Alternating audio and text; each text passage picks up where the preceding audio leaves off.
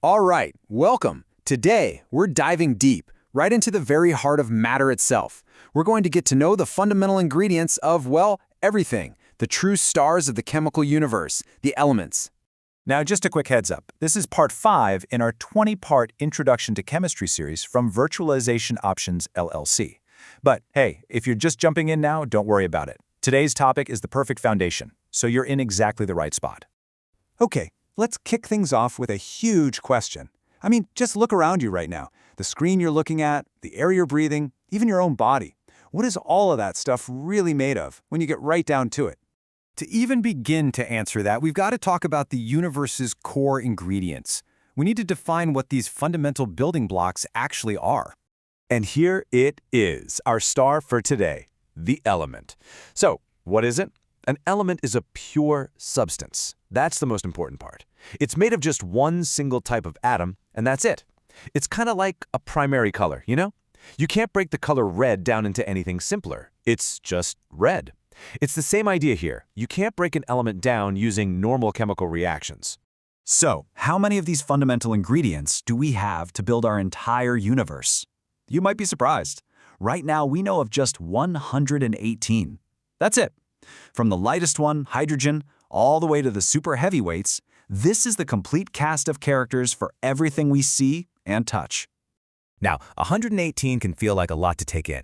So instead of just running down a list, let's get to know a few of the real A-listers, the key players that are absolutely essential to our lives.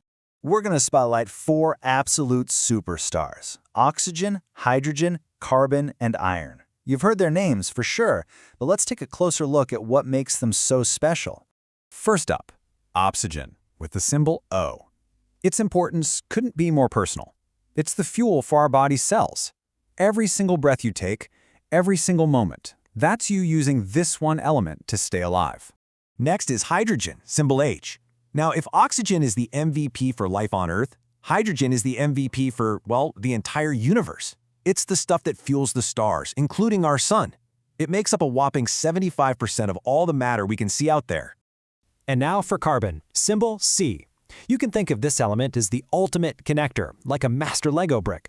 The reason it's the backbone of all life is that its atoms are amazing at linking up with other atoms, building long, complex, and stable chains. You are, quite literally, a carbon-based life form. And finally, iron. Its symbol is Fe, which comes from its old Latin name ferrum. This one shows perfectly how all these elements work together. It's the iron atom sitting right at the center of your red blood cells that actually grabs onto the oxygen you breathe and carries it all around your body. Without iron, all that oxygen would be totally useless to us. So we have these 118 different ingredients, each with its own unique personality. You'd think it would be total chaos, but luckily for us, science found a master key to organize it all into one incredibly powerful and elegant chart. And that leads us to the big, crucial question. How do you make sense of it all? How do you organize this whole cast of characters so you can predict how they're going to act and interact with each other? The answer is this beautiful thing, the periodic table of elements. And I'm not kidding. This isn't just a poster for science classrooms. This is genuinely one of the most powerful and predictive tools that science has ever created.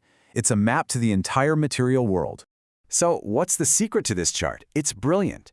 First, everything's arranged by its atomic number. That's just a fancy way of saying the number of protons in its core.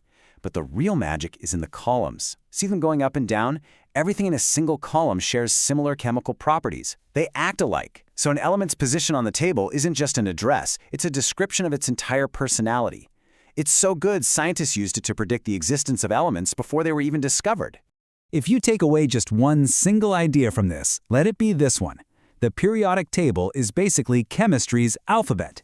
Each element is a unique letter, and with just these 118 letters, you can combine them to spell out every single word, every substance in the whole universe. So, we have our alphabet, we've met the cast of characters. But an alphabet by itself is just a list of letters, right? The real story starts when you combine those letters to make words. And that leaves us with a really fascinating question. What happens when these elements start joining together? Well, that is exactly where we're headed next.